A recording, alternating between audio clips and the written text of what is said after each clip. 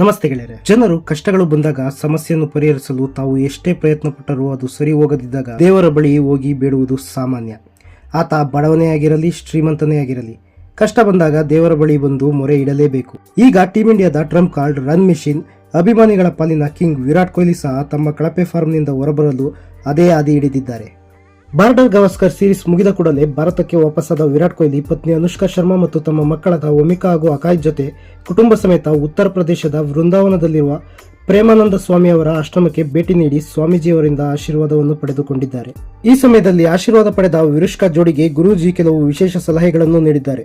ಈ ವೇಳೆ ಅನುಷ್ಕಾ ಶರ್ಮಾ ಸ್ವಾಮೀಜಿಗಳೊಂದಿಗೆ ಮಾತನಾಡಿ, ಹಿಂದಿನ ಬಾರಿ ನಾನು ಇಲ್ಲಿಗೆ ಬಂದಾಗ ನನ್ನ ಮನಸ್ಸಿನಲ್ಲಿ ಕೆಲವು ಪ್ರಶ್ನೆಗಳು ಇದ್ದವು. ನಾನು ಅವುಗಳನ್ನು ನಿಮ್ಮ ಬಳಿ ಕೇಳಬೇಕು ಅಂದುಕೊಂಡಿದ್ದೆ. ಆದರೆ ಅಲ್ಲಿದ್ದ ಕೆಲವರು ನಿಮ್ಮ ಬಳಿ ಹೆಚ್ಚು ಕಡಿಮೆ ನನ್ನ ಪ್ರಶ್ನೆಗಳ ರೀತಿಯಲ್ಲಿ ಪ್ರಶ್ನೆಗಳನ್ನು ಕೇಳಿದರು. ಅವುಗಳಲ್ಲಿ ನೀವು ನೀಡಿದ ಉತ್ತರದಲ್ಲೇ ನನಗೂ ಉತ್ತರ ಸಿಕ್ಕಿತ್ತು ಎಂದರು. ಆಗ ಸ್ವಾಮೀಜಿಗಳು ವಿರುಷ್ಕಾ ಜೋಡಿಗಳ ಭೇಟಿಗೆ ಸಂತೋಷ ವ್ಯಕ್ತಪಡಿಸಿ, ನೀವು ನಿಜಕ್ಕೂ ಧೈರ್ಯಶಾಲಿಗಳು, ಏಕೆಂದರೆ ಇಷ್ಟೆಲ್ಲ ಯಶಸ್ಸಿನ ಉತ್ತುಂಗಕ್ಕೇರಿದ್ದರೂ ನೀವಿಬ್ಬರು ಆಧ್ಯಾತ್ಮದ ಕಡೆಗೆ ಹಾಗೂ ಭಕ್ತಿ ಮಾರ್ಗವನ್ನು ಅನುಸರಿಸುತ್ತಿರುವುದು ಮೆಚ್ಚುವಂತಹ ಕೆಲಸ. ಆದ್ದರಿಂದಲೇ ನಿಮಗೆ ಯಶಸ್ಸು ದೊರೆಯುತ್ತಿರುವುದು ಎಂದರು. ಅಲ್ಲದೆ ವಿರಾಟ್ ರವರ ಕಳಪೆ ಫಾರ್ಮ್ ಬಗ್ಗೆ ಮಾತನಾಡಿ, ಕೆಲವೊಮ್ಮೆ ನಾವು ಎಷ್ಟೇ ಅಭ್ಯಾಸ ಮಾಡಿದರೂ ನಾವು ಸೋಲು ಅನುಭವಿಸಲೇಬೇಕಾಗುತ್ತದೆ. ಅದು ಬಹಳ ಕಷ್ಟ. ಆದರೆ ಆ ಸಮಯದಲ್ಲಿ ನಗುವಿನೊಂದಿಗೆ ತಾಳ್ಮೆಯೊಂದಿಗೆ ಇರುವುದು ಅದಕ್ಕೆ ಪರಿಹಾರವಾಗಿರುತ್ತದೆ ಎಂದರು. ಕ್ರಿಕೆಟ್ ಕೂಡ ಆಧ್ಯಾತ್ಮದ ಅಭ್ಯಾಸದಂತೆ.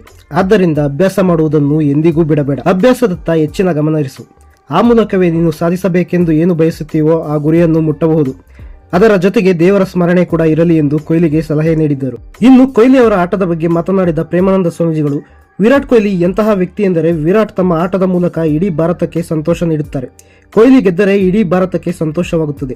ಭಾರತದೊಂದಿಗೆ ಅವರು ಅವಿನಾಭಾವ ಸಂಬಂಧ ಹೊಂದಿದ್ದಾರೆ ಎಂದರು. ವಿರಾಟ್ ಕೊಹ್ಲಿ ಮತ್ತು ಪ್ರೇಮಾನಂದ ಮಹಾರಾಜ್ ಅವರ ಭೇಟಿಯಿಂದ ಅಭಿಮಾನಿಗಳು ದಿಲ್ ಖುಷಿಯಾಗಿದ್ದಾರೆ. ಯಾಕೆಂದರೆ ಈ ಮೊದಲು 2023ರಲ್ಲಿ ಕಳಪೆ ಫಾರ್ಮ್ ನಲ್ಲಿ ಇದ್ದಾಗ ಕೂಡ ಪ್ರೇಮಾನಂದ ಮಹಾರಾಜ್ ಅವರ ಆಶ್ರಮಕ್ಕೆ ಕೊಹ್ಲಿ ಭೇಟಿ ನೀಡಿದರು. ಅದರ ಬಳಿಕ ಶ್ರೀಲಂಕಾ ವಿರುದ್ಧ ಸತತ 2 ಶತಕಗಳನ್ನು ಬಾರಿಸಿದರು.